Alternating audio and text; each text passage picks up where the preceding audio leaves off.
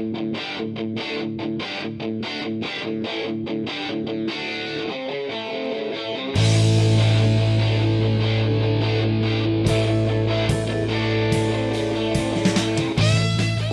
and thank you for listening to Productivity Straight Talk. I'm your host, Amber De La Garza, and I'm so glad you've joined me. Today's episode is 211, Update, How My Business Survived in My Absence. Okay, if you are a regular listener, you may have noticed that there has been no published episode for quite some time. In fact, all through September.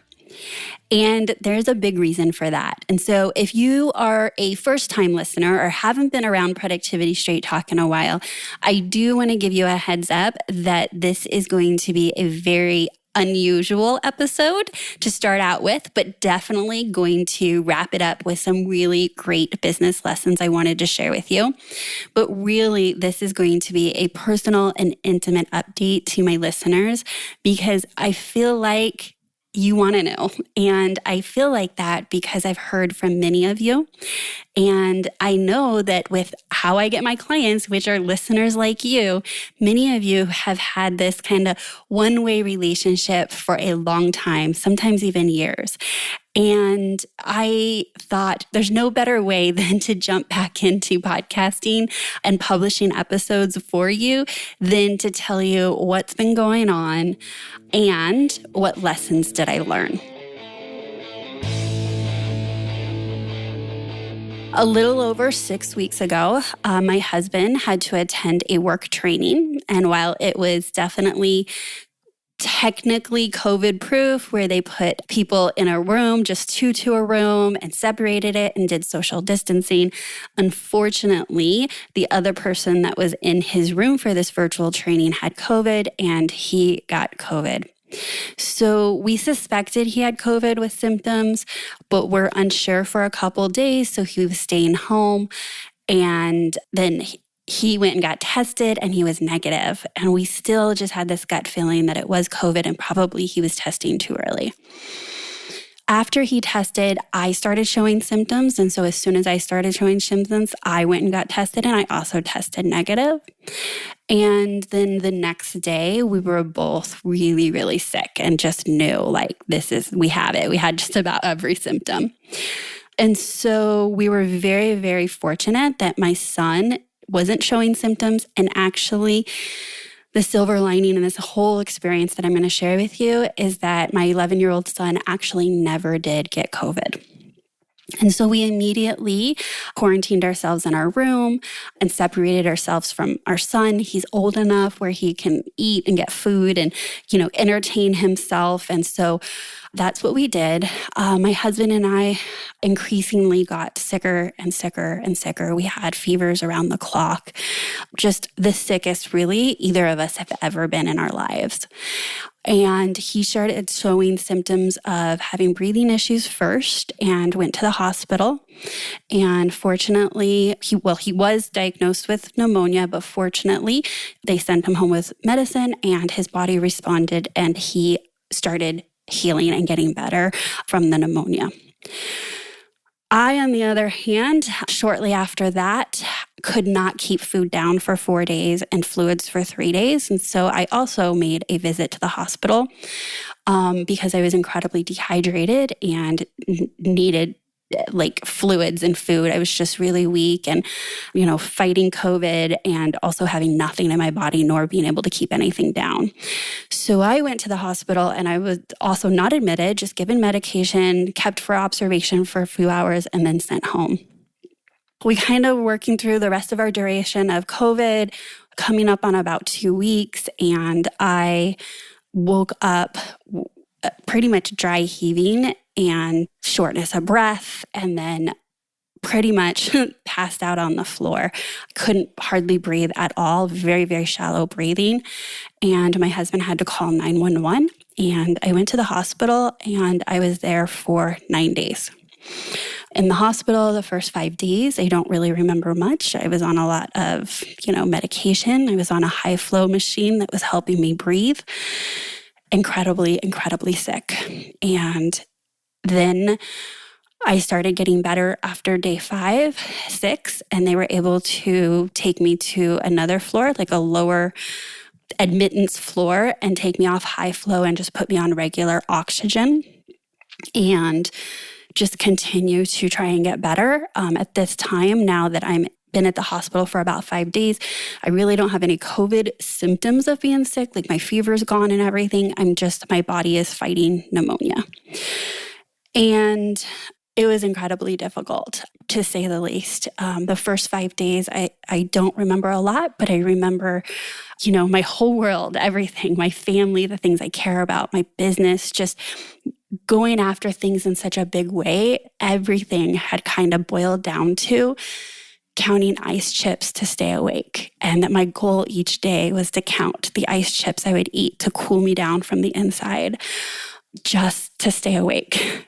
And once I got put to the other floor and off of the high flow machine, I knew that while my body was fighting for me, that this was a mind fight too, that I needed to keep a positive, grateful mindset.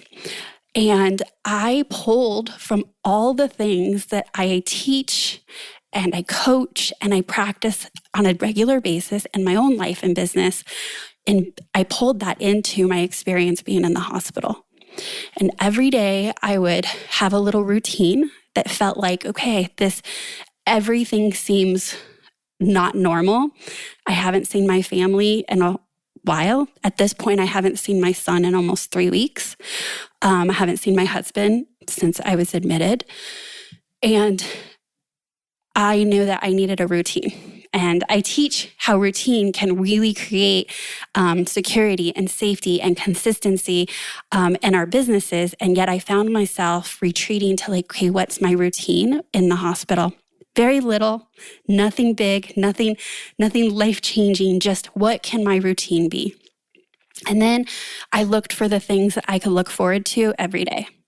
And once I got out of the intermediate floor, I was able to have food brought to me. And so I'd look forward to my husband bringing me a smoothie or food. I still really wasn't strong enough to be talking or texting or really even watching TV. So there was just a lot of sleep. But I did, and I was very aware that I needed to find the good in each day and something to look forward to. And then after being there for a few days, they started talking to me about what it would take to get out of the hospital, which was to walk 10 steps and keep my oxygen level over 90 with oxygen on. And it had to be at the oxygen level that they could send me home with the oxygen. And so every day I would have them test me 2 or 3 times. And every day my one goal was to be strong enough. I eventually got released, and I was able to actually walk those 10 steps on a walker because at this time I'm still really not able to walk. I was having issues from day 3 from COVID, just random symptoms. Everyone has a different experience with COVID. I should have said that from the beginning. I want to just acknowledge and point out that I am just sharing my story and that I know that everybody has a different experience. But on day 3 of me having COVID, my ankles hurt so bad they felt broken. In hindsight, and after doing research and stuff, it triggered some sort of inflammation episode. I couldn't walk. So by day 3, I wasn't walking, even when I was at home with COVID. And so my muscles got really weak, my legs got weak, and it continued and got worse and worse over this whole time that between being in COVID at home and then at the hospital. So I was on a walker and doing physical therapy to try and get my strength back in my legs because I hadn't used them in weeks. But I had to be able to take 10 steps while on a low oxygen being given to me and keep my oxygen level over 90. And so that just became my main goal. I just wanted to go home. I knew that if I went home, I could be with my husband and I could be out of the hospital and that it would be one giant step to getting better. And so I ended up being released. And then I was at home and I was bedridden for 5 days. The only thing that I could do really was just go to the bathroom. That would take all my energy twice a day. And so I was healing at home, which I was very, very grateful for. And then from about 5 days after being home, I started moving. And a few days later, my husband was able to walk me downstairs because we were confident that I could get back upstairs. And that was a few weeks. Every day, same thing, new goal, moving my body more, talking more, because talking, you lose your breath talking when you're healing from being that sick with pneumonia. And I just gradually, continually tried to find the same thing. What is my goal for the day? What am I incredibly grateful for? What am I looking forward to? And keeping my eye on the ball. And I became, really focused on how I could heal and just have grace with my body and give it whatever it needed. And I started getting better leaps and bounds. And fortunately, I was off all oxygen 2 weeks post-release from the hospital, which when I went to my lung doctor, blew them away because I guess according to my case and my symptoms and what had happened in the hospital, they had in my records that I would be on oxygen for 3 to 6 months. And that's what they totally expected, was me being on home oxygen for that long. And I'm here to tell you that fortunately, I have been healing leaps and bounds every single day. And I am incredibly grateful for my body, and I'm incredibly grateful for my experience. I am grateful for my family, my amazing team members, and my amazing clients. And that is actually what I wanted to share with you today. COVID has been around, for quite some time. And so we always knew that it was a possibility that I could get COVID just like any of you. And it was also a possibility that any of my team members can get COVID. And yet, while I was prepared if a team member would be out for 10, 14 days, I was also mentally kind of prepared if I needed to be out 10 to 14 days. However, when I realized that it was very likely my husband had COVID and that I was just days behind him, I panicked. I panicked because I didn't want to be out of my business for 2 weeks. And I was really upset that it was happening suddenly. And how would I prepare, my team and my clients and all that needed to happen to clear my schedule for 2 weeks. And the joke was on me because not only was I not prepared for the 2 weeks, or I was prepared for the 2 weeks in hindsight rather, so there was nothing to stress about, is that I was actually out of my business for over 6 weeks. And without really much notice at all. And I have got to tell you, there are so many lessons about how amazing that it turned out and how much gratitude that I have. And I wanted to unpack that because I believe that if you plant the seeds or similar seeds that I have planted in my business, that you too could be out of your business unexpectedly to deal with anything that life throws you, be it COVID or a sick family member, or you really just need to get away from your business and it happens to be without notice. Let me tell you that there was a lot of fear in what would happen because I had never tested it. One of the things that I often say is stress test, right? So I had never stress test my business. I didn't have positive proof that I could be out of my business unexpectedly for 2 weeks and certainly not 6 weeks. Now, 2 weeks, good, fine. We close down the business, we reschedule everybody. Everybody has noticed that, Amber's not working the 2 weeks around, the end of the year, Christmas and the end of the year. Totally proven it. I do it every year. It's not a big deal. But to just suddenly say everything that I had scheduled on the calendar, every promotion or project and client meeting and speaking event, podcast interviews, just suddenly snap or gone, I did not have positive proof on how that would play out. But now I do. So here are 3 lessons that I want to unpack for you because I believe you could take action right here and right now by choosing to plant these seeds today so that you're more equipped to have a successful business that supports you when you need it. I want to say that again. I want you to have a successful business that supports you when you need it because that is how I felt. I have poured my blood, sweat, and tears into my business. This is my baby for a decade. And I never thought that there would be a time when my business fed me the way that it did. And the way that it fed me was that, number one, my clients, my private coaching clients, my clients inside my Leverage Lab program were amazing. Like, blow your mind, amazingly supportive, kind, thoughtful, checking in. It became my assistant's full time. Like, all her hours were being spent nearly just fielding, giving updates, coordinating people that wanted to send things and help and get updates. And I say this because really, when I was so sick, I had really just a few main fears. Okay, so after I realized how sick I was and that nothing was getting done, my number one fear was, of course, for my son and my husband's health, but my son not being able to be around his parents at all. And would he get COVID? And what does that look like? Like, we were so sick. My husband and I were literally like, we would do it, but like, we don't have the mental or physical capacity to take care of him if he got as sick as we are, right? Because we know as adults how sick we are, and we would just lay there. But like, it would be horrible for him if he had gotten as sick as us, and we'd have to take care of him. It was a miracle that he did not get it. So really, like, that was main priority, was keeping him healthy, away from us, and taken care of. And then number two was my fear that I was letting down my clients and that I was, upsetting them, or they would feel some certain way, right? I can't control how someone feels, but my thoughts were like, man, I really don't want to let them down.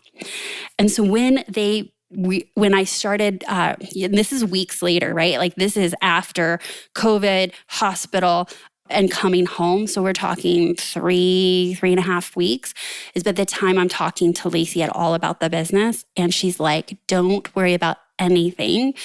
Lacey is my executive assistant. Don't worry about anything. Your clients are amazing and everybody is supportive. Nobody's upset. Nobody's mad. Nobody's demanding anything. And I took a big, huge, deep breath, and I thought, this is the gift I needed to have the space and mental clarity, like mental relief, to not worry and heal. Really, truly, the gift was they allowed me to truly have that time to heal my body. And so here's the lesson, because people started asking. And so I really took the time to unpack this. And when I say people, it was clients, okay?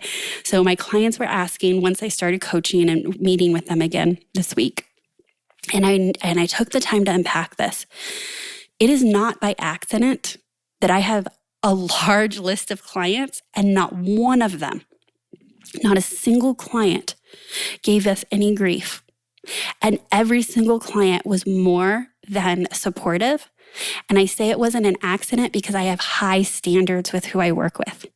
And when I say I have high standards, I mean, I really believe that I attract amazing people, good people. I pour into them. I partner with them in their businesses. We build a relationship because, just like I said, blood, sweat, tears in my own business, your business is your baby and your blood, sweat, tears. And so when I get invited as your coach, we're partnering. And that is, for me, I haven't said this publicly often, it is a very sacred relationship that I take incredibly serious. So if you imagine, I've been pouring into my clients and also attracting people that vibe at the same level as me and are just great people because I wanted to build a business.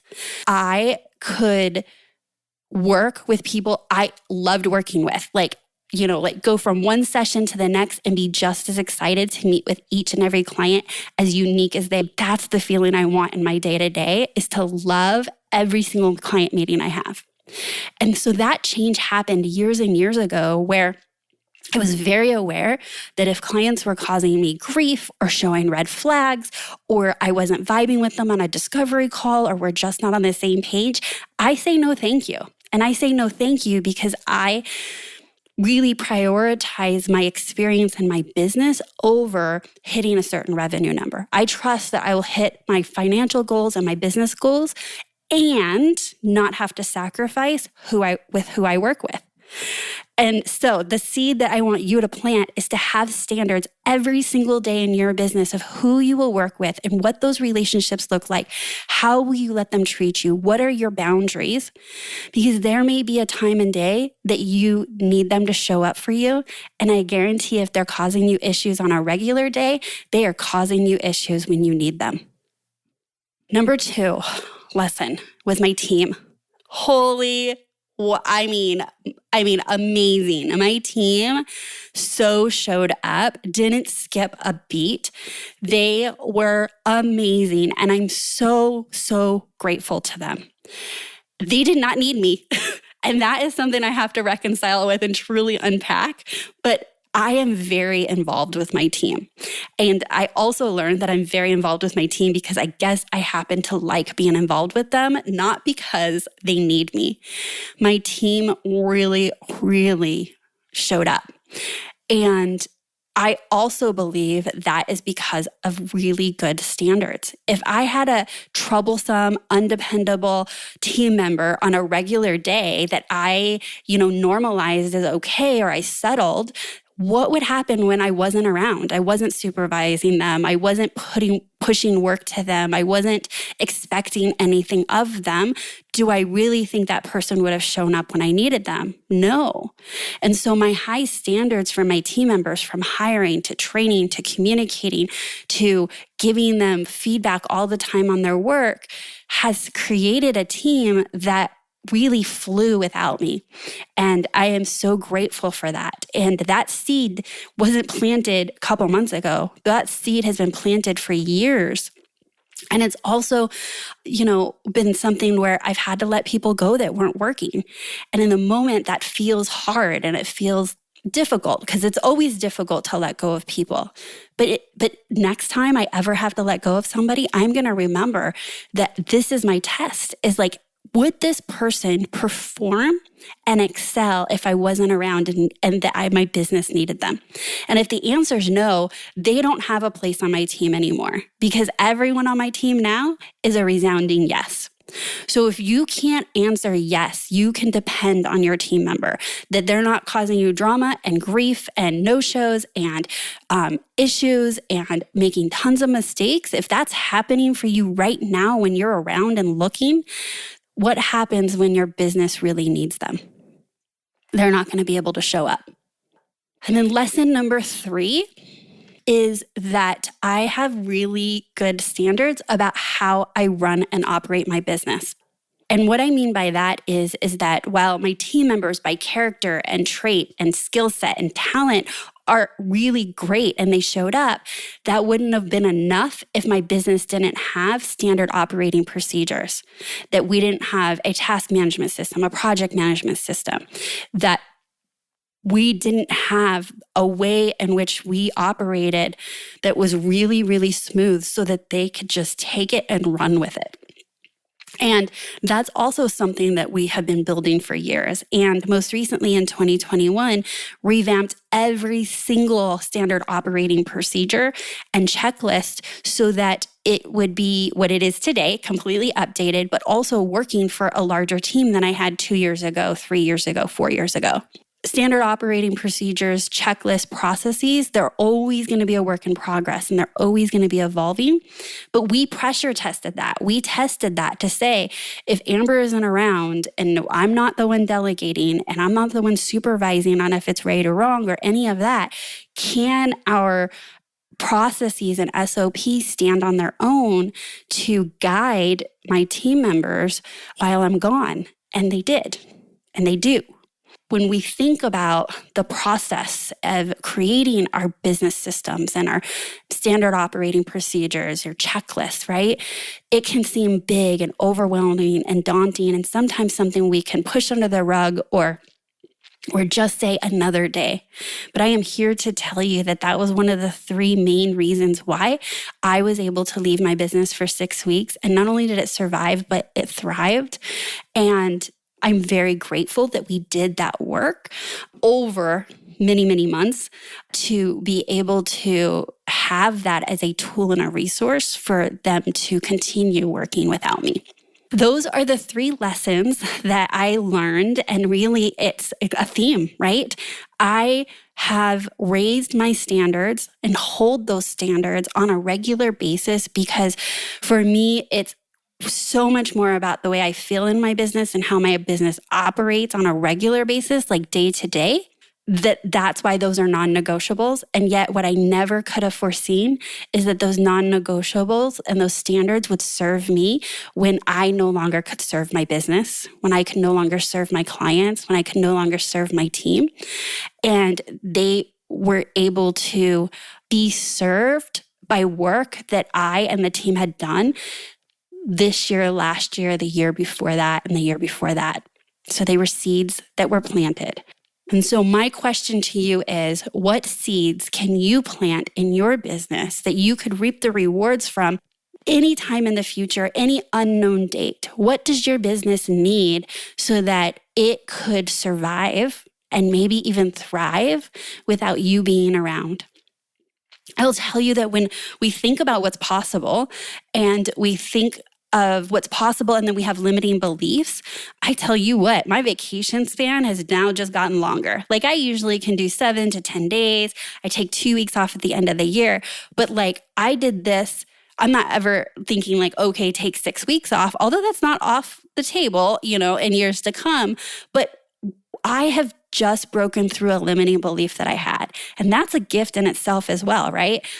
Anytime we can blow through a limiting belief, because that limiting belief is how we see our business, it's how we make decisions, it's how we operate, is through one or many limiting beliefs. When you blow that limiting belief open, new possibilities are available to you. And for me, longer vacations are available to me because I have now just proven that my business does not need me in it every single day to survive or thrive.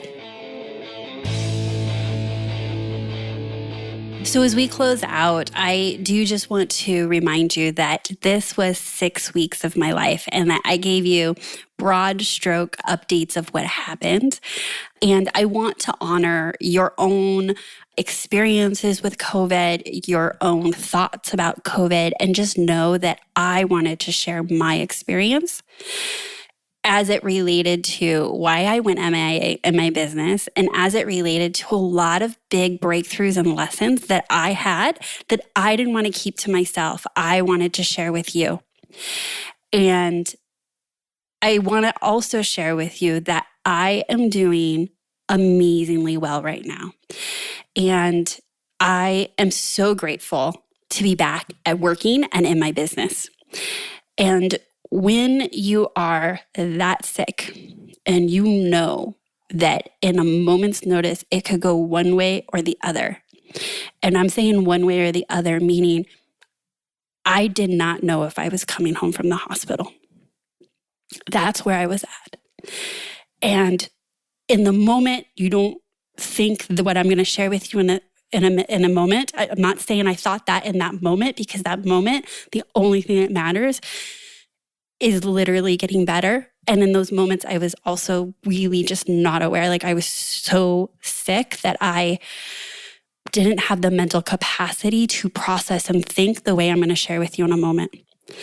But once I started getting better and I had time to process the thought that I could have gone either way, and I was reconciling, that my husband could be raising my son, and was I at peace with that? And I was. And then you start asking a lot of other questions, like, are you living the life that you want? Are you happy? Are you doing in your life what it is you were meant to do? And a lot of other personal questions. And when I unpacked that, obviously one of them was my business. And I thought to myself, you could quit. Like you could quit all of this right now. And I asked myself, like, am I doing something that gives me life? And like, is it what I want to do? If I make it through all of this, is that what I want to do? And I got to tell you, it came back like, whew, like not even microseconds of a hell yes.